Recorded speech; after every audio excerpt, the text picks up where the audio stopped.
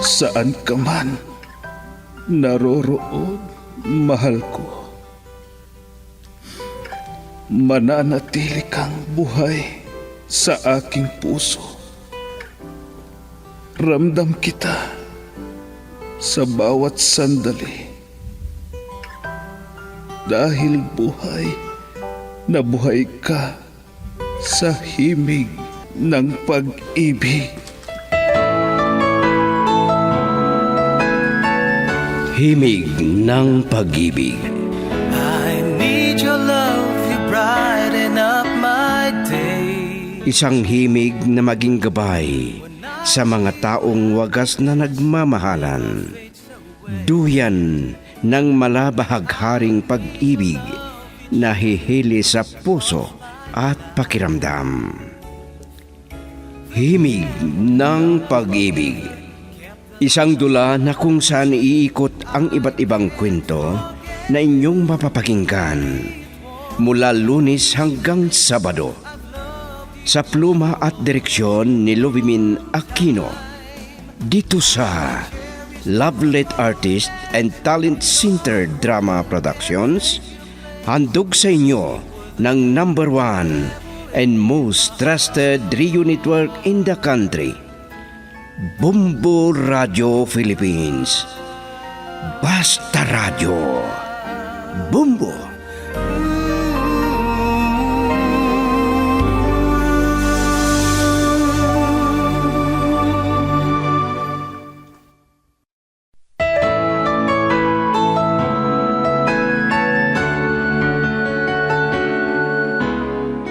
Ang nakaraan, pagkatapos na ipinagtapat ni Runa kay Carmila na may anak sa pagkadalaga, ipinayo nito na ipagtapat din kay Milandro na may anak at hanapin. Samantala ay nahihiya siyang hila kay Milandro dahil pinakamahal ang pinili nito na silpon at iba ang nasa isip ni Ama Paeng sa iniregalo ni Milandro sa apo. Minsan ay pumunta din si Runa sa opisina ni Milandro, pero si Angela ang nadatnan niya. Naguguluhan si Milandro dahil hindi lang anak ang nadarama niya kay Angela. At ngayon, sa pagpapatuloy ng isang linggong kasaysayan na pinamagatang Kung Maibabalik Ko Lang, dito sa ating dula, Himig ng Pag-ibig.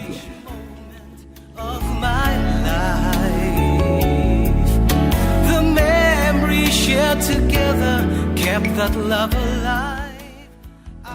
Ang tagal na hindi na tayo nagkausap. Ang saya ko dahil umasenso ang negosyo mo. May naalala ako. Wala ka na bang balita kay Laura? Ha? Matagal nang patay? Paano na yung bata? Dalaga na siguro ngayon. Ano? Iniuwi ng isang matanda dito sa Ilocos? Ano ang pangalan niya? Ay, ang sakit ng ulo ko. Si Melandro. Sige na, Pamela. Bye. Baka narinig ni Melandro ang pinag-usapan namin ni Pamela. Sino bang kausap mo sa cellphone mo, ha? Bakit mo pinatay ang cellphone nang lumapit na ako sa'yo? Si Pamela yon. Kaklase ko noon doon sa Baguio. Nagkamustahan lang kami. May sinumbong sa akin si Angela. Ano bang sadya mo sa opisina? Wala akong makitang mali na masama ang pagbisita ko. Ano ang sinabi ni Angela? Baka kung ano-anong iniisip mo, tungkol sa kanya. Melandro, may tiwala ako sa'yo. Maalala mo pa bang sinabi ko noon sa'yo? Kung payagan mo akong magkaroon ng anak sa ibang babae? Talaga bang gusto mo akong saktan? Gusto mo na masira ang pagsasama nating mag-asawa? Hinihiling ko ang pagpayag mo. Sige, para matigil ka na. Pero, hindi sana si Angela. Huwag mong sirain ang kinabukasan niya.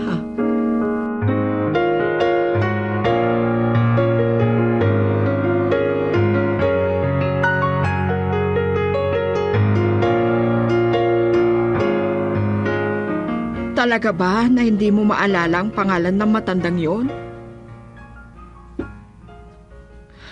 Pero malawak ang Ilocos.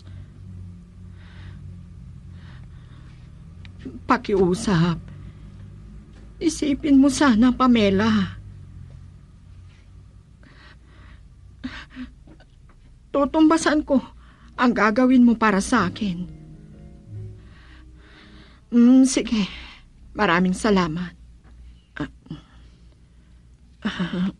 Mami? Bakit ka umiiyak? Atrasado na, Mami. Talagang nakukonsensya ako. Lumaki ako sa maginhawang buhay na pamilya. Pagkatapos ang anak ko, ang hayop na lalaki. Kung hindi sana ako pinabayaan. Huwag sana ang nakaraan ang isipin mo, Rona. Kung di, isipin mo kung anong gagawin mo. Pero paano ko hahanapin ang anak ko? Huwag kang mawalan ng pag-asa. May mga mangyayari na himala. Maaga pa lang umiiyak na ako, Mami. Pero tumigil na si Melandro. At pinayagan ko na bumuntis siya ng ibang babae. Ano? Dudumihan ang sagrado ng kasal ninyo? Bahala na kung ano ang gusto niyang gawin. May hiling lang ako sa kanya, Mami. Hindi sana si Angela. Angela? Ang estudyante na empleyada niya. Parang nakita ko ang pagkatao ko sa kanya. Bago ko lang siyang makita. Pero malapit na ang loob ko sa kanya.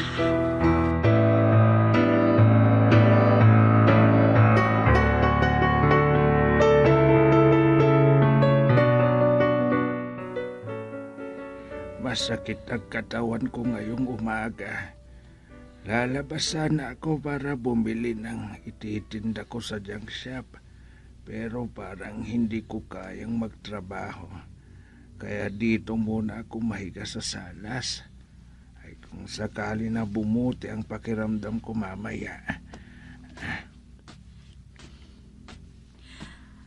Masama yata ang pakiramdam niyo, Lolo. Bakit nakahiga pa kayo? Matanda na talaga ako. Hindi bale. Baka mamaya bubuti rin itong pakiramdam ko. Kaya ito ang naisip ko na magtrabaho na lang para matulungan ko kayo. Sige, alis na po ako, Lolo. Baka malilate ako sa klase ko. Ay, naawa ako kay Angela. Hindi sana dapat na pasanin niya ang ganito. Alala ko si Laura. May hindi nasabi tungkol kay Angela. Girl, I need you. I need your love.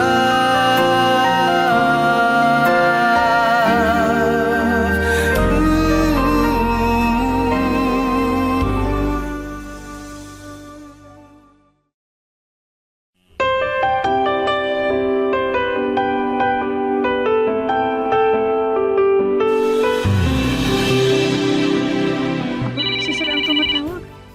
Mahigit 3:00 na hapon. Pero wala pa si Sir. Hello, Sir? May appointment ba ako sa hapong ito, Angela? Meron po sir, alas 4. Isang investor sa malaking kumpanya, si Mr. Magno. Subukan ko na tawagan. Kung sakali lang, sabihin mo sa kanya na may importante na pinuntahan ako. Sige po sir. Yan na lang ho ang sasabihin ko sa kanya. Hindi bali nandyan si Atty. Cruz. Pero, nakapakasyon pala. Bahala na. Sige, bye. Bye. Ano kayang nangyayari kay sir? Parang may importante na pinagkakaabalahan.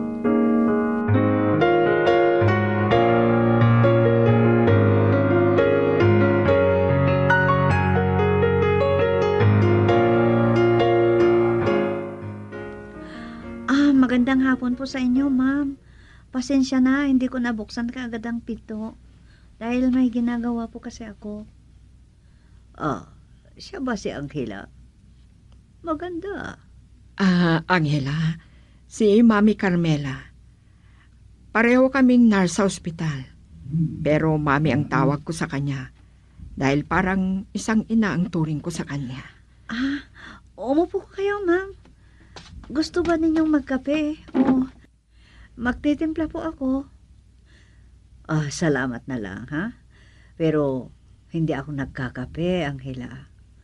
Runa, kahit mauna na lang ako, may pupuntahan pa kasi ako bago ako pumasok sa ospital. Kahit sabay na tayo, Mami, uuwi na rin ako. Angela, bakit wala si Melandro? Tumawag po kanina ng 3 o'clock. May importante daw siyang puntahan. Pupunta rin dito si Mr. Magno. Sige. Iwanan ka na namin, Angela. At subukan kong tawagan si Melandro mamaya.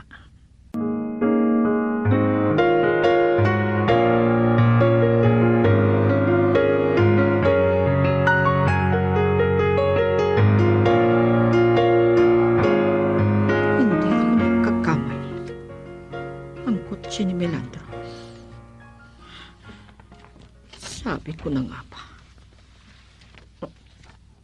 Ayun. Bumaba. At may kasamang babae.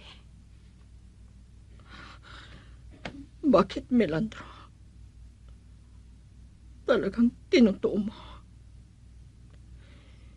Hindi mo alam kung gaano kasakit. Si Mami Carmela, tatawagan ko. Masakit. At parang nahihirapan akong huminga. Sana hindi ka magsisisi, Melandro. Ang importante ay mahanap ko ang aking anak.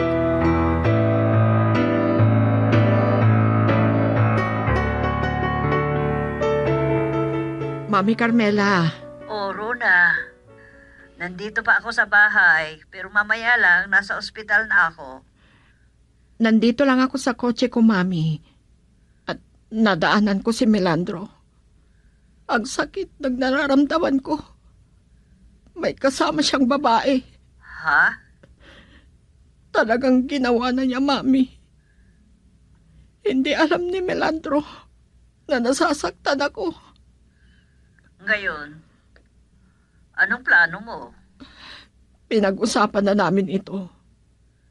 Pinayagan ko para tigilan na niya ako sa pangungulit. Pero bakit nangyari ito? Doon na tayo mag-usap sa ospital. Sige, Mami. Tawagan ko ulit si Pamela. At kung ano ang pag-uusapan namin, ay magpapasama ako sa inyo.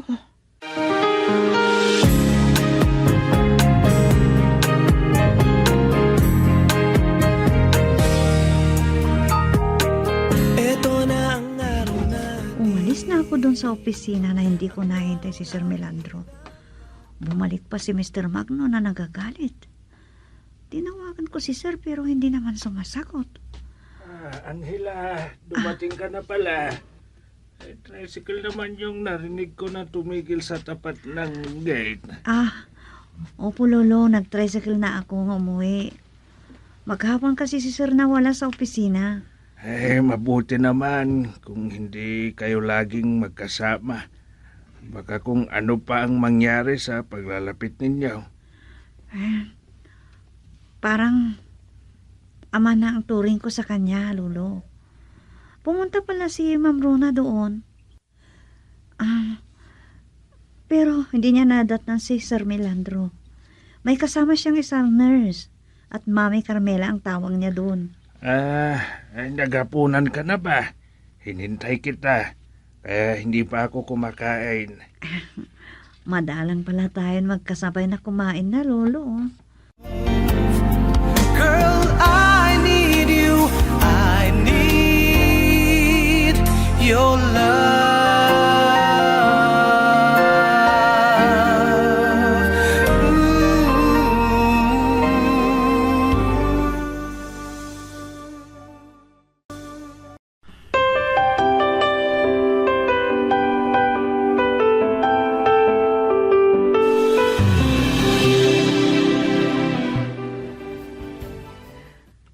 Kanina pa tayo nakasakay dito sa kotse mo. Di mo naman pinapaandar. Umiiyak ka pala. Hindi ko alam kung paano ko haharapin si Melandro, Mami. Nanginginig ako. Nakaawa ko sa'yo pero hindi ko alam. Anong sasabihin ko sa'yo? Hindi ko alam kung dapat itong desisyon ko. Ang pagpapawaya ko sa kanya dahil masyado akong nasaktan. Kung sakali na magkaroon ng anak sa ibang babae, kung pwede na pag-usapan ninyo na hindi masisira ang pagsasama ninyo na mag-asawa, gawin Hindi niyo. ko alam kung paano. Pagsubok lang yan. Pero kung pwede lang, sana walang madamay.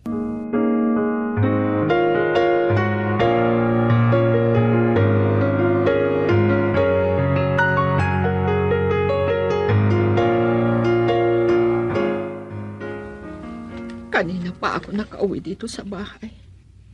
Pero kakauwi lang ni Melandro.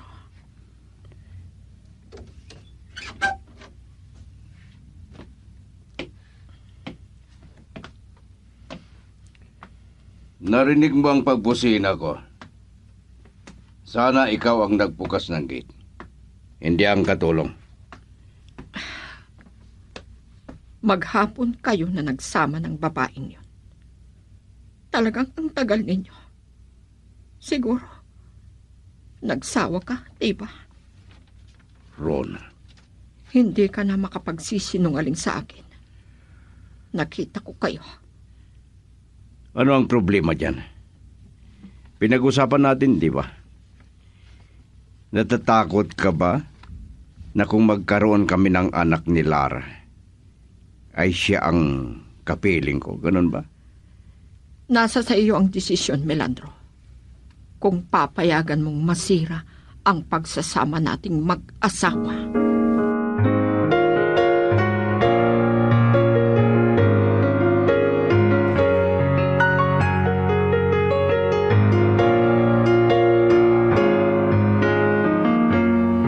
Bakit, Mr. Magno?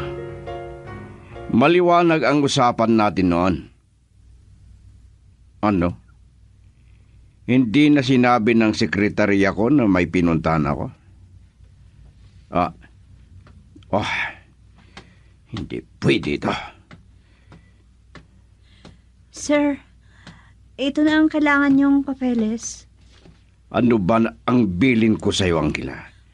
Akalain mo ang kalaki ng nawala ko. Milyon ang pag-uusapan namin sa transaksyon namin ni Mr. Magno.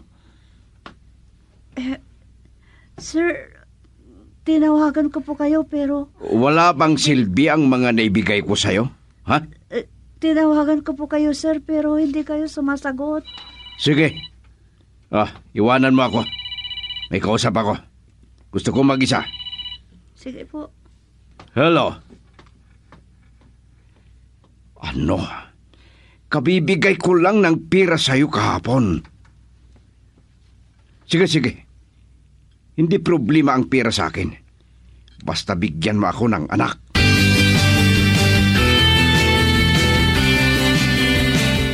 Alam ko na pinagalitan ka ni Melandro, Angela. Narinig ko ang mga sinabi niya sa'yo. At nasasayangan sa laki ng nawala. Ginawa ko naman po ang lahat na makakaya ko, ma'am. Masyado akong nasaktan. Gusto ko nang umalis. Ibalik ko sa kanya yung cellphone na binigay niya. Huwag mong gawin yan. Mahihimasmasan din ang galit niya.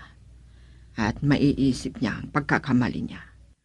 Ako na ang bahalang makikipag-usap sa asawa ko. Salamat po, ma'am. Masyadong formal ang tawag mo sa akin. Pwede bang tawagin mo na lang akong mami? Ha? Nakakahiya po, ma'am. Hindi ako bagay sa'yo na tatawag ng ganon. Alam mo, Angela, bago pa lang kitang nakita, ay malapit na agad ang loob ko sa iyo. Ha? Sige po, kung yun ang gusto niyo. Mami. Salamat sa iyo, Angela. Ngayon lang na may tumawag sa akin. At matagal na nangulila ako na tawagin na akong mami. Ay, ano itong nadaramdaman ko?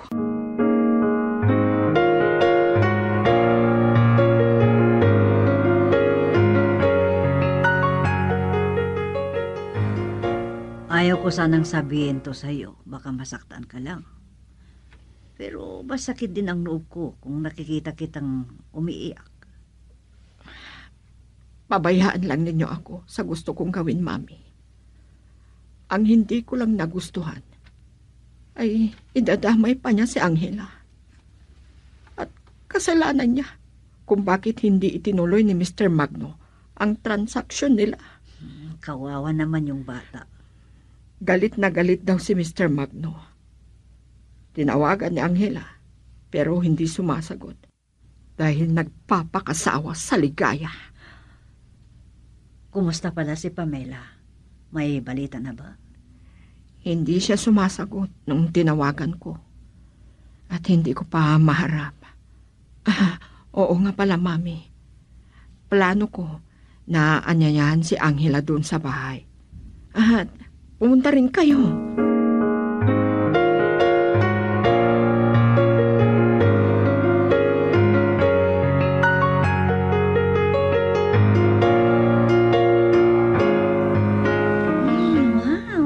Ang sarap ng amoy nitong niluluto ninyo na putahe.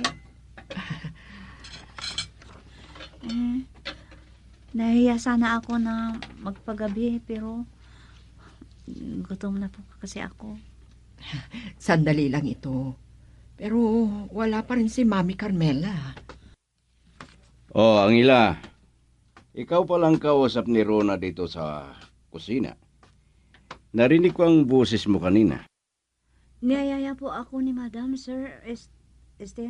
Si Mami Rona. Naman ang halian dito sa inyo. Nahihiya sana ako. Oh, Mami palang tawag mo sa kanya. Masarap pang niluto mo, Rona. Ngayon ka lang makapagluto ulit. Busy nga ako sa trabaho ko. Ang cellphone ko. Naiwan ko pala sa kwarto. Cellphone ko yun. Baka si Mami ang tumatawag. Um, At baka hindi matuloy na pumunta rito. Pahinaan ko lang ang apoy ng gas range at bantayan mo, Angela.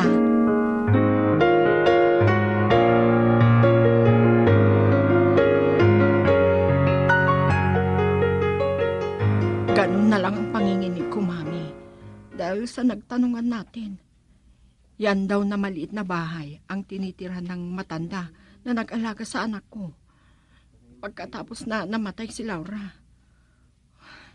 Nakukonsensya ako. Nagsisisi ako kung bakit pinabayaan ko ang anak ko. parang nakikita ko kung paano kahirap ang buhay ng anak ko. Rona, may lumabas na matanda sa maliit na bahay at sumakay sa bisikleta niya. Makaalis, Mami. Habulin ko. Halika, bilisan natin. Bumaba na tayo.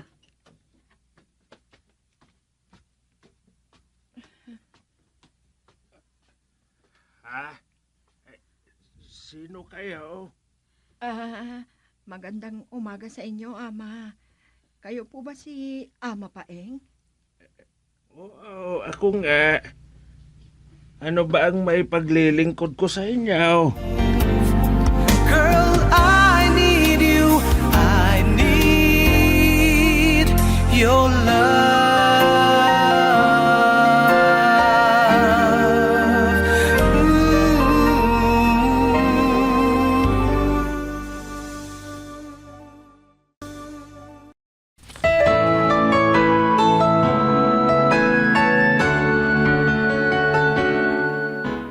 Ano pa ang mga susunod na mangyayari?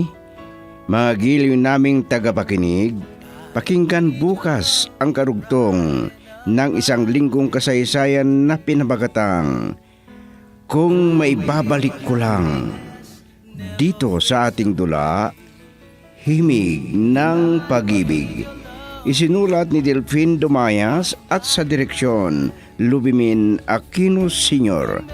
Produksyon Supervision, Glete Astudillo Aquino.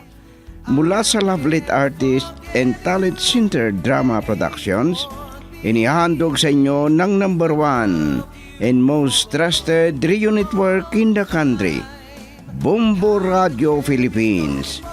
Basta Radio Bumbo.